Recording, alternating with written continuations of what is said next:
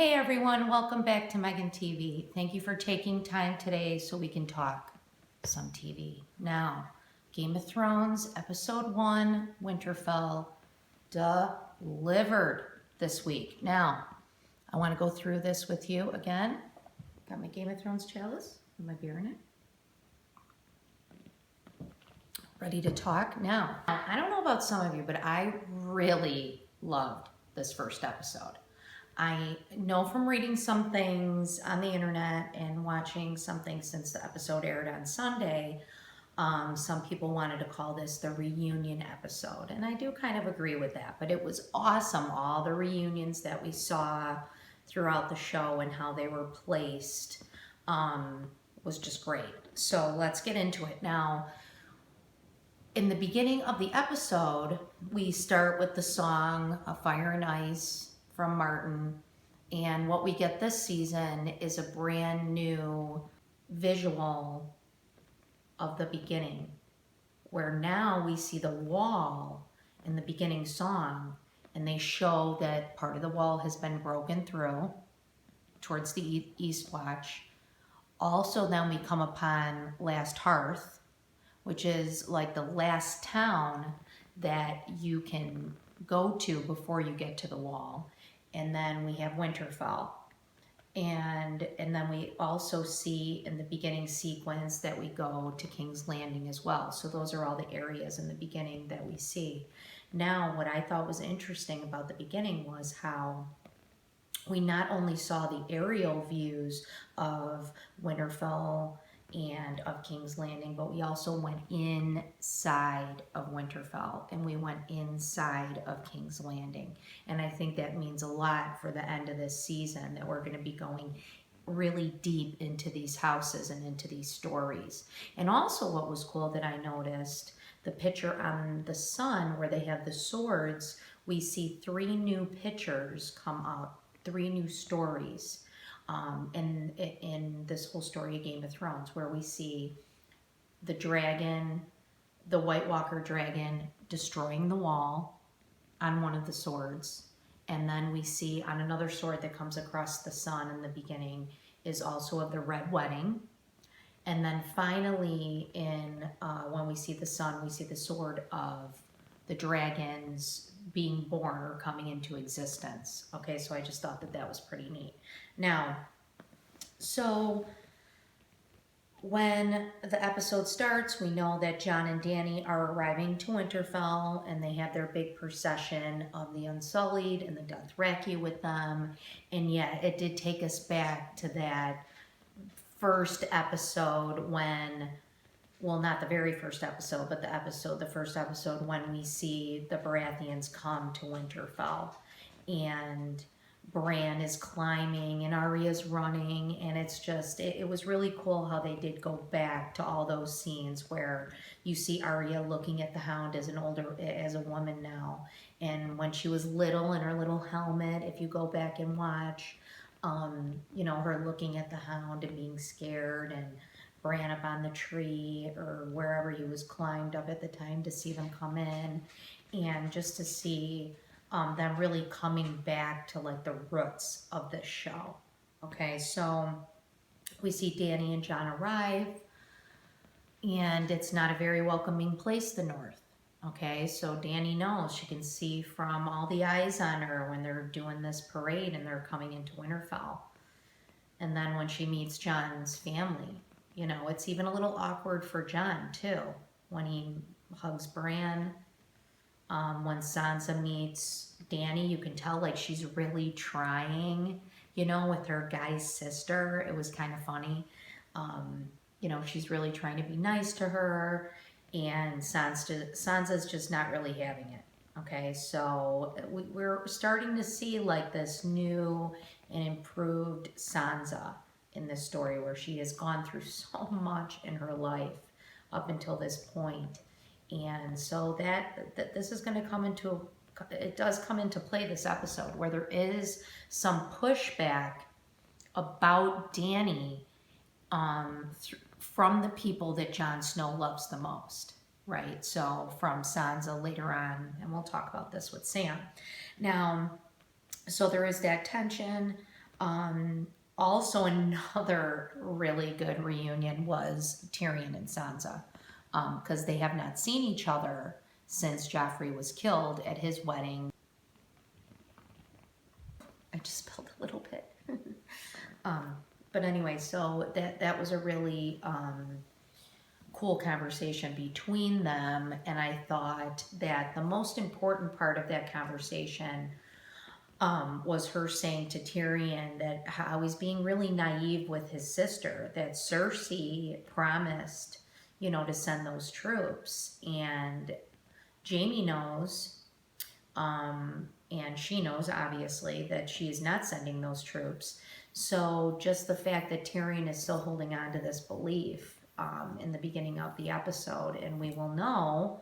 I mean, he's going to find out that she's not sending the troops, but I thought that was a really cool reunion, and that really, there's it.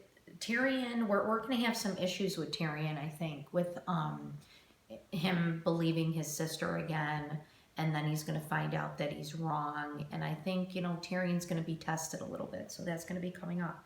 Now, another really cool reunion, I thought it was awesome seeing Theon come and save his sister.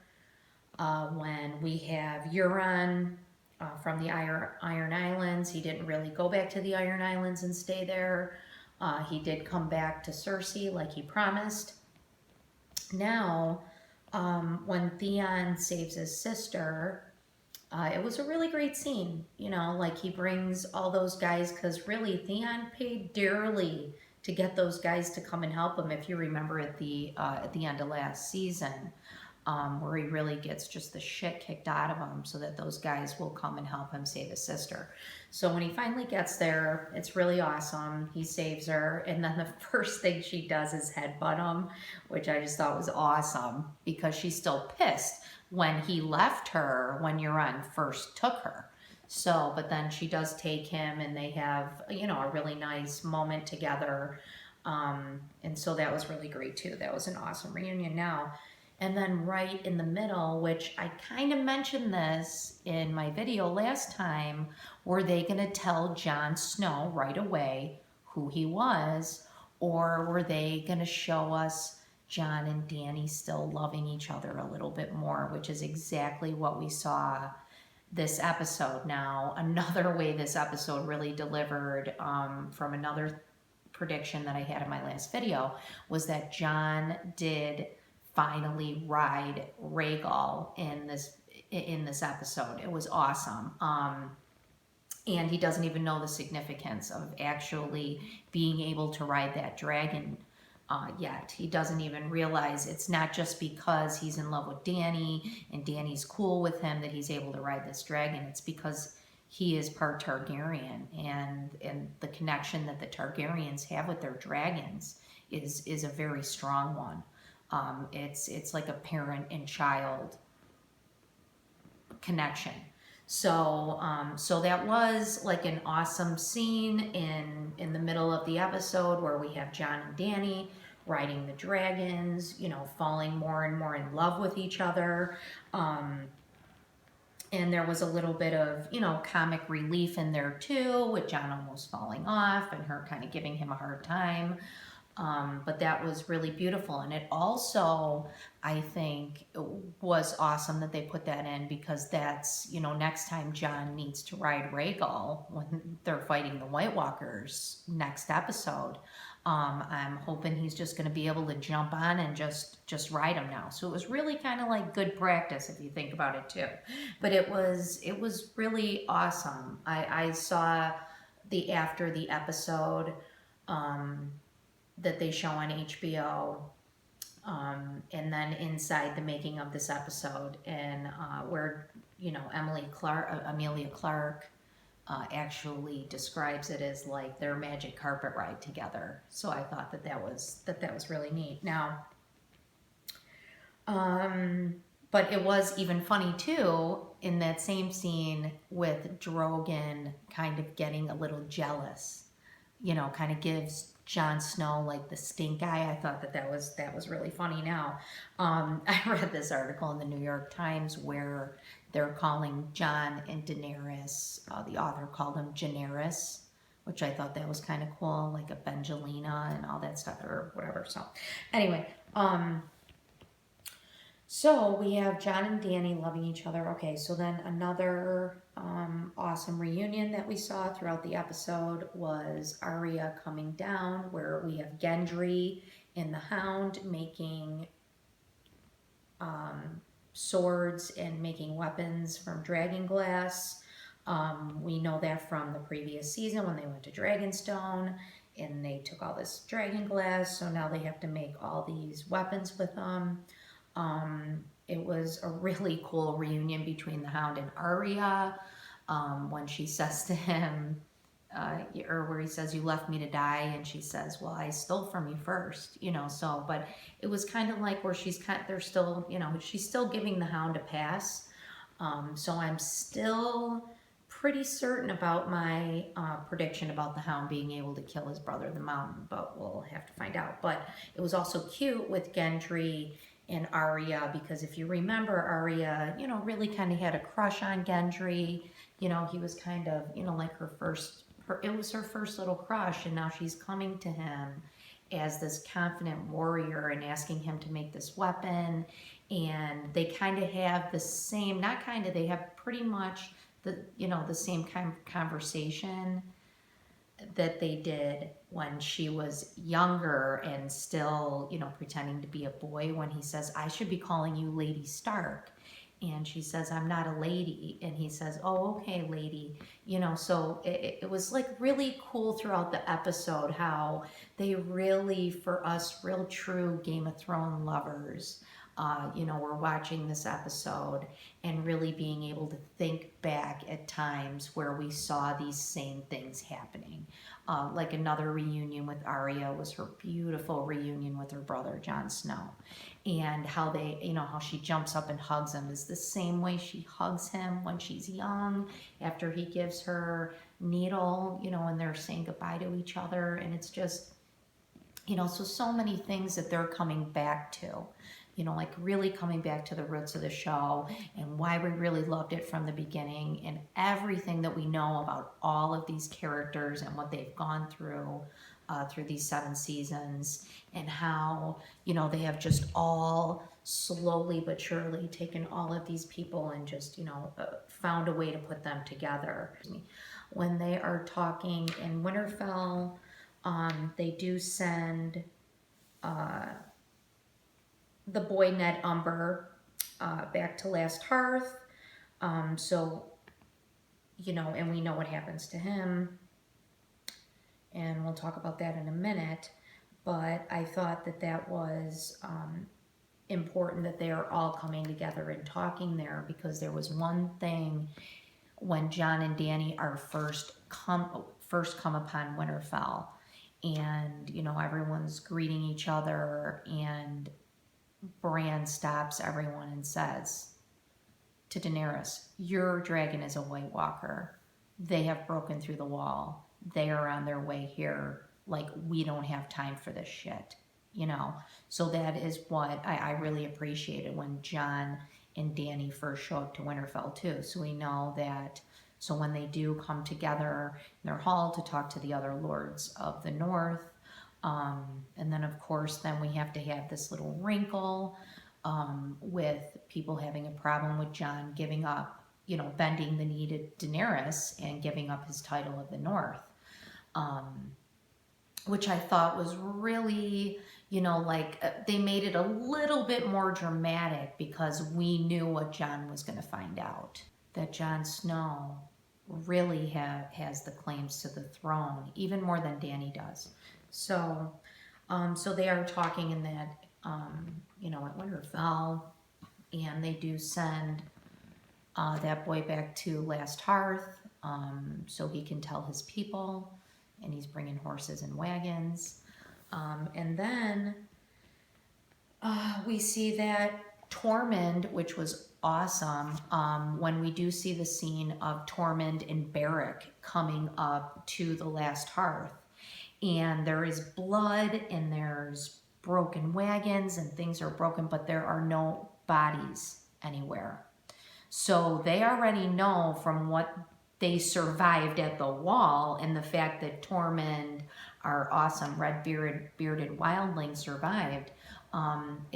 You know, that it's just really cool that he survived because of the other storylines that can happen later with him, or comic relief with him. But anyway, the fact that, you know, when they come to Last Hearth and they don't see any bodies, what is left for them is a message from the Night King, where that poor little Ned Umber is stuck on the wall with body parts in like the spiral design. Now, we have seen this spiral before at other times in the show, when we have like the children of the forest around that tree make that spiral design. We saw it in the cave where it was drawn. The king also left it, the Night King left it someplace else. But anyway, so, you know, we have seen that spiral design. We are not sure really what that means. Is that his sigil? Is that his symbol? We don't really know yet, but they know that that is some kind of symbol referring to the Night King. So when they see him in the middle of the spiral of body parts, they know that it is a message from the Night King, and that they need to get to Winterfell quick, because these guys, you know, the White Walkers are moving fast. Okay, so that was the one thing in the episode that really, were the only time I was really thinking, like, come on, let's get on with it. Like, these White Walkers are coming to them, and they're just, the urgency really wasn't there this first episode. But I know that from seeing the scenes to the next episode that there is. But even after what Bran told them, you know, it just seemed like there should have been more urgency. There just should have been freaking out a little bit more. But so anyway, now, so then that happens. Now, two people who also meet each other. We have Sam and Dany meeting each other, and she tells Sam that she is the one who killed his father and his brother because they would not bend the knee to her. And that was a heart scene, because we all really love Sam, and even though he really hated his father, he still kind of, you know, he liked his brother. His brother was still good to him, and he really liked his brother. So that was sad. But what it leads to is Sam, you know, just being so upset about what happened with his father and his brother, that when he comes down to the keep, or the crypt, to see Jon Snow, you know, he is just ready to tell him everything because he is upset. And Jon Snow knows that Sam is all about facts and truths, and he reads, and that any information that Sam is telling him is going to be the truth. So Sam begins to tell him who Jon Snow really is. So then finally, Jon Snow finds out that he is Aegon Targaryen, that his father was Rhaegar Targaryen, and that his mother was Ilyana. And right away, Jon Snow acts like he has to protect Ned Stark, and he says, my father, and he says, no, your father, Ned Stark, was a good man, and this is what he did to protect you, because if Robert Baratheon knew who you were, he would have killed you immediately.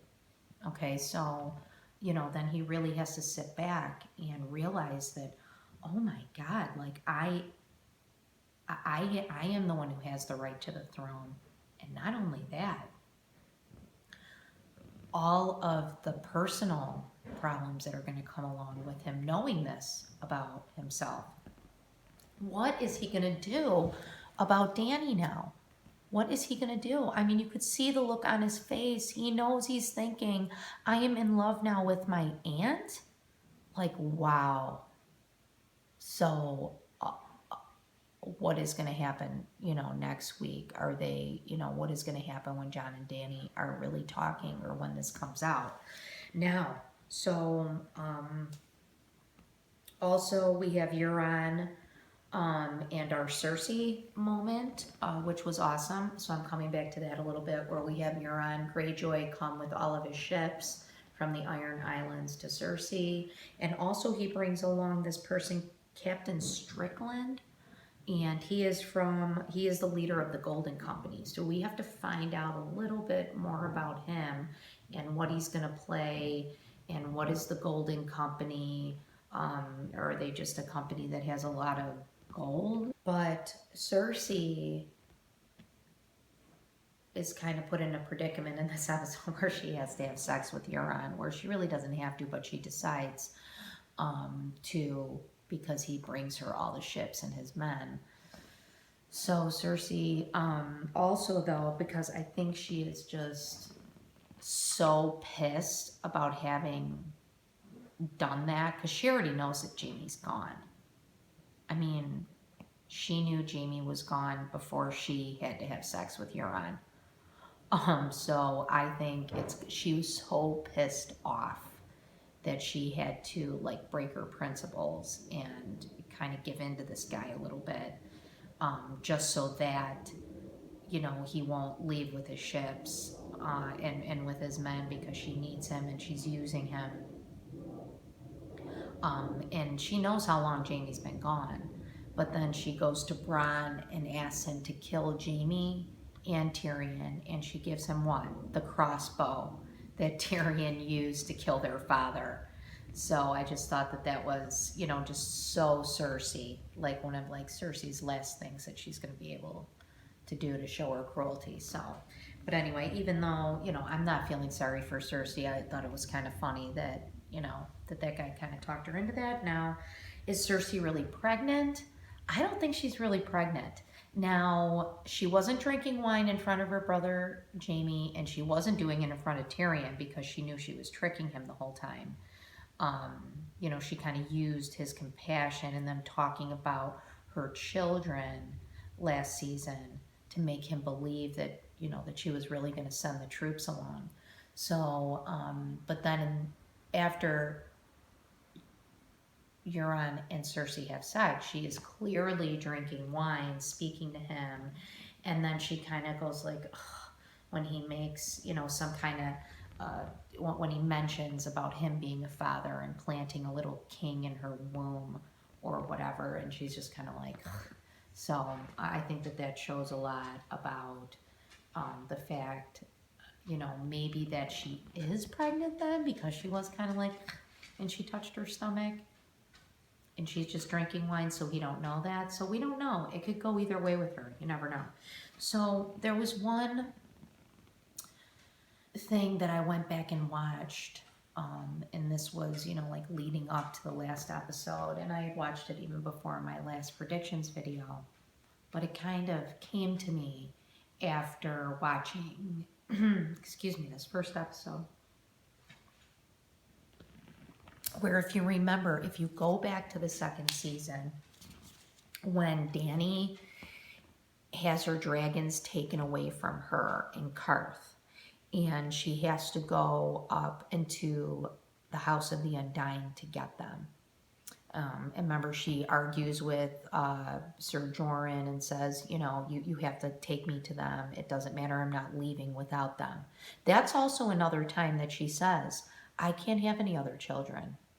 These are my children, and I will not leave without them. So that's another time that she mentions that. And anyway, when she goes into the House of the Undying, I remember my brother telling me, who has read all the books. I only read the first book. I'm just being honest. I just read the first one. But in the second book, when she is in the House of the Undying and she's looking for her dragons, she goes through more doors than she goes through just for the show.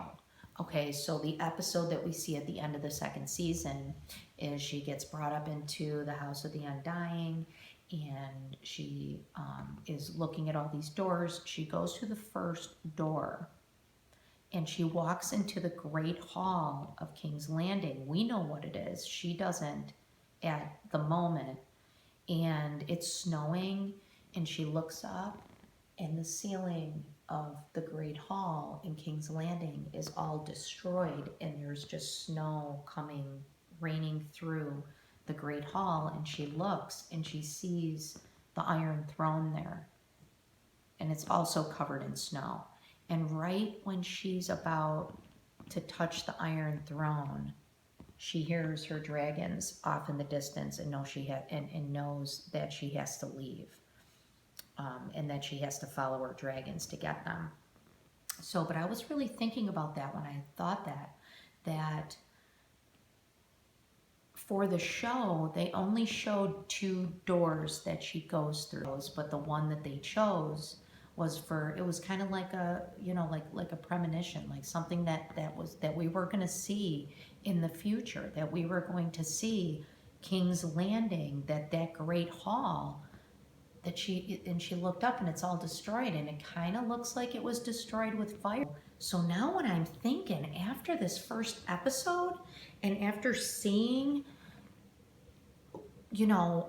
everything that happened, everything that's going to happen in the next episode, like where we just see that little trailer, and it really seems that the White Walkers, that this battle is going to happen next episode, and maybe even possibly the 3rd episode. But then what's going to happen going forward? So I'm thinking that we're going to have, there's going to be these 2 battles, these 2 major battles that we're going to be able to watch. So we're going to have them fighting the White Walkers next episode, because they're coming. They're almost there. They were just at Last Hearth. But also, after that happens, and they beat the White Walkers, because that just has to happen. We have to beat the White Walkers. After that happens, I think Dany is going to go right down to King's Landing and get Cersei.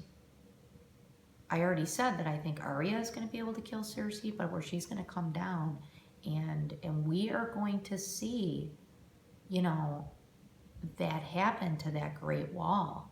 That was something that they showed us for a reason back in season 2. And what we see in the final reunion of the episode is when Jaime comes back to when Jaime comes back to Winterfell. And when Bran was sitting outside and he says to Sam, "I'm waiting for an old friend," Sam kind of looks at him weird and he doesn't really understand what he's saying. But who he was waiting for was Jaime Lannister. So when Jaime Lannister rides up, the first person he sees is Bran sitting there looking at him. Now, we see a little bit in the previews for next week that, Jaime is going to be standing in front of, that tribunal of Dany and Sansa and Tyrion and all of them, and telling him what he knows. But will Bran tell everyone that Jaime is the reason why he's in the wheelchair? I'm not sure. I'm not sure if he's going to share that. Because if he does, I think right then and there, Jaime's a goner. I already predicted that I think that Jaime Lannister might die, but I don't think he's going to die yet. I think that Tyrion's going to save him from, if they do get upset. Obviously, they do not like Jaime Lannister. He is known as the Kingslayer. Also, he's going to be in front of Dany, and he killed her father. He is the Kingslayer. He is the one who killed the Mad King. So he's going to have to answer for some things, and he's going to have to answer for his crimes and the things that he's done wrong. But, we know that Jaime has, redeemed himself in some ways throughout these seasons. Also, Jaime's there, and also Brienne of Tart is there. Is something going to happen with her and him? I don't know. That would be awesome. But anyway, so what I think, what the biggest thing that I think moving forward is that we have like these 2 major battles to look forward to. That maybe the Night King might get killed by the middle of the season. And then we have to deal with Cersei and King's Landing. And maybe that's how it's going to happen. Now, while I was doing some reading, I also found out that all of the episodes, well, the first 2 episodes are going to be, like this first episode was 54 minutes. They're estimating that the second episode is going to be about 58. All the other episodes 3 through 6, the last 4, are going to be at least over an hour and 15 minutes. So we do have more than just 6 hours of Game of Thrones going forward. I really think that this first episode really delivered. I mean, sometimes season premieres are very disappointing, especially when they're so anticipated, because you just expect so much, and we are in it. I mean, that is what they were showing in that opening, with the opening song and the opening visuals. They were showing that we are not just looking overhead at all of these places anymore, that we are going in. We are going in and we are finding out the truth, and we are slowly coming to the end. That was one thing that I wanted to mention before, that one thing I always thought that was awesome, that the writers of this show, in the very beginning, and it was in one of those after the episode interviews. I know you can hear my dog Jules walking around with her nails. Click, click, click. Anyway, when they first came to Martin and wanted to make this show, he wasn't too sure about it at first. You know, and not even all the books were even out by the time, and they're still not even all out now. He did release the 5th book as the series went on, and the 6th book is not even out yet. I know he had released some chapters, but one thing that he asked the writers, who were really into the books and they loved it, and that's why they came to him with this idea that we want to do this show, and he asked them to predict the ending, that what they had read so far and what they knew of the story in the books, he asked them to predict the ending, and they did. And that's why they were able to make the show Game of Thrones. And I just always thought that that was so cool. So when I saw all these other predictions, it's always been in the back of my head. So when I'm watching the show, I've always kind of kept that in my mind, that they couldn't have imagined something so ridiculous or something just so far off, wacky or weird. So, that's just always in the back of my mind as I'm watching these episodes, that they were able to tell Martin how they thought the series should end, or how they thought he was going to end it, and that was the reason why they were able to make the show. So that's why the ending of the story, and what he's going to let them put as the ending of the story on the show, has always just been so interesting to me, and how he was going to let them wrap it up. And that they've always kind of known from the beginning the direction, you know, how it was finally going to end, that they knew that from the beginning. And that's how all these storylines have now finally, you know, come down from all of these places, and now all of them are just interconnected, and we're just, and how well they have done that throughout these 7 seasons. So anyway, thank you for watching. I can't wait for the next episode. You guys know that. So I will be posting another video after episode 2. But again, Winterfell episode 1, season 8 was awesome. Thank you again for watching. Please subscribe to my channel. Link to Twitter down below. And I will see you next time. Thank you.